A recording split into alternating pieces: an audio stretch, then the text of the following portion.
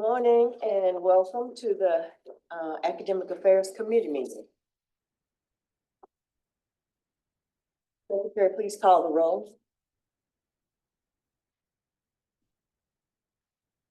Trustee Rainey. Aye, here. 1 second, I've got the wrong script.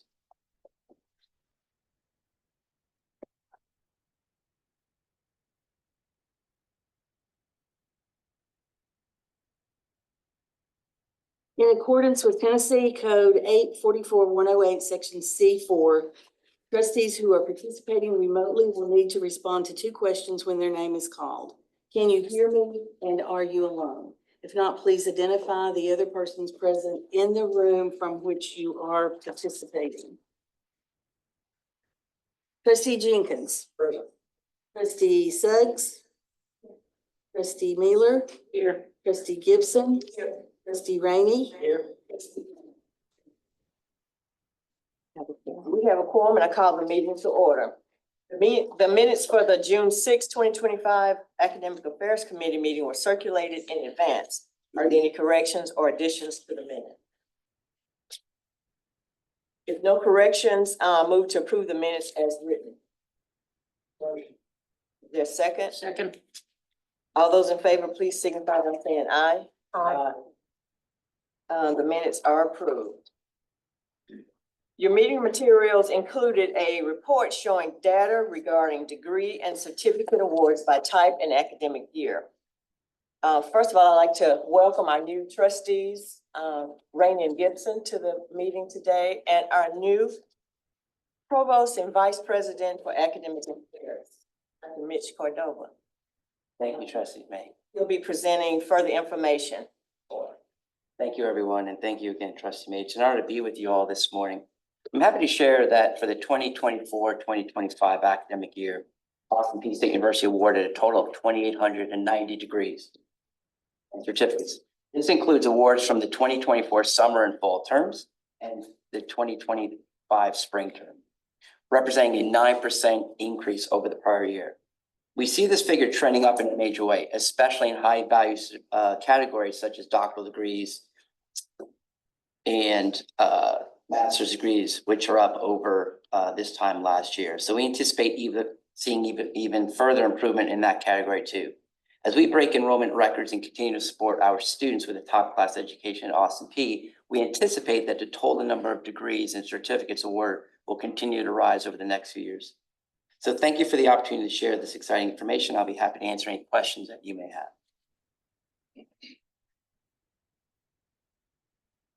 I'm looking at the variances in the associate degrees and what that might be attributed to. Went to, we've had a high and then it dropped again and back up. Does that have to do with some of the high school programs as well? Kyle, you have information on that? Sure. Sure.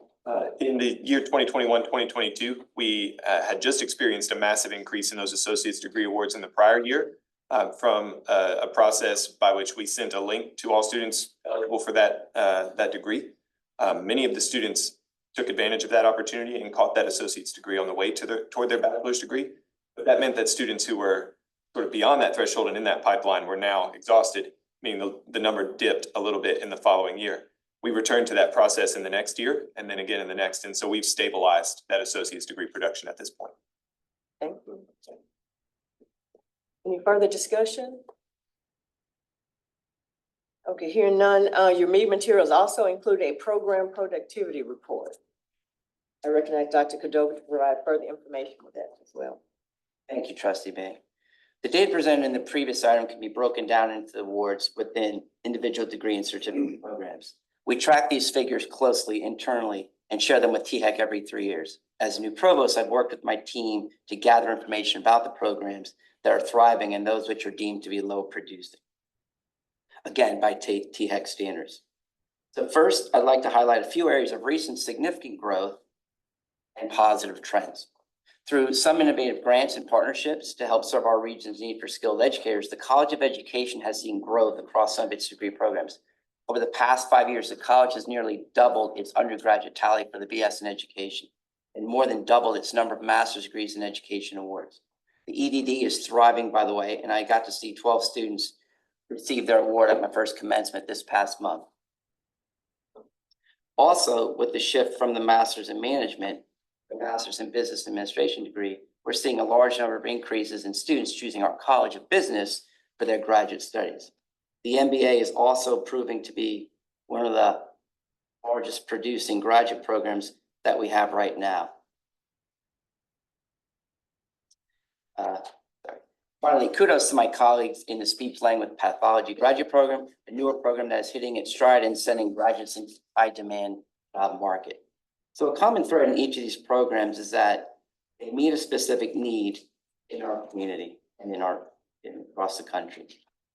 And now let me get into other programs that are consistently producing degrees and certificates as they support students to the finish line of our commencement stage. A few programs that are currently falling short are the targets set by THEC, and I'd like to share some of these with you now. So our associate degree in professional service program houses the culinary arts concentration, which is a program that we see growing in enrollment and quality. We anticipate this program coming off of the low producing list within the next few years.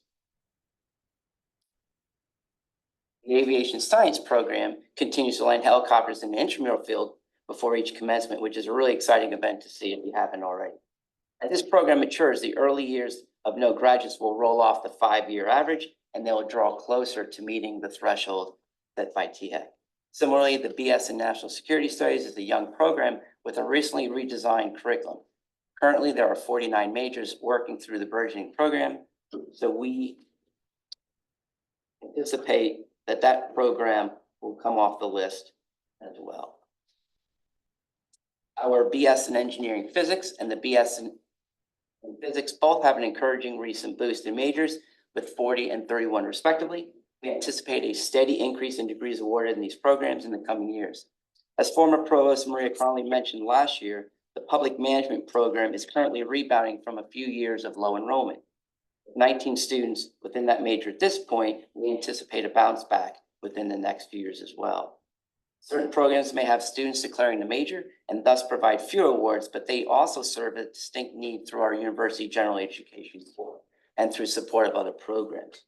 For example, this semester, our philosophy and religion faculty are supporting 17 sections of coursework, serving over 300 students. Similarly, our world languages faculty are serving nearly 700 students across 49 sections. Next, I'd like to touch on our special education program, which has been low producing for a few years. The landscape of teacher licensure in our country has changed over the past several years, enabling teachers from a variety of backgrounds to earn an endorsement in special education. Keep this program on the books to continue to serve the dozen or so majors who are pursuing a more specific track towards a career in special education. Non-majors take many of the same courses, meaning that the maintenance of this program is not a financial burden on the university. Finally, I'll touch on 2 graduate programs. The Master's in Public Health is new and growing, and so we anticipate an uptick in awards in the coming years. In the past 2 academic years were the first opportunities for students to finish the program. So similarly, we just graduated 2 students from the ID program. The second doctoral degree we awarded at APSU. This program typically takes 6 years to complete, so we now expect steady awards as we've crossed that initial threshold. So thank you for the opportunity to contextualize these data, which can be a bit overwhelming at first, but I'm confident we have a fantastic portfolio of meaningful degrees and certificate programs that our students are set up for success as they enter their careers. I'd be happy to address any questions you may have.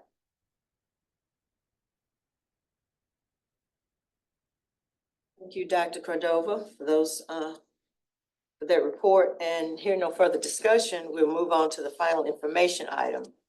I recognize Dr. Cordova to present further information on the fall census enrollment. Thank you again, Trustee May. I'm sure you all saw the exciting news earlier this week as we celebrated our record-breaking total enrollment number. As for the fall census date, APSU boasted 11,185 students, each of whom made a choice to pursue their education with us, and we're proud to serve them as they look toward their careers and their academic growth. This number represents a 7.15% increase over this time last year. I feel compelled to offer praise and kudos to our teams of people who've made this happen. at a time when we're not supposed to be seeing the type of enrollment growth that we are experiencing. Our staff in admissions, enrollment management, student success, financial aid, and many other areas have worked tirelessly to make this happen. Our faculty have told the story of what an education at Austin P is and why it's worth it. High school graduates and their families have gotten the message, and we're proud to welcome them into the Austin P family. As I'm feeling every day in this new role, it's really a great time to be a Gov. Again, I'd be happy to answer any questions that you might have. Well, excellent job, Mitch. You just got here and we're up 7% in enrollment.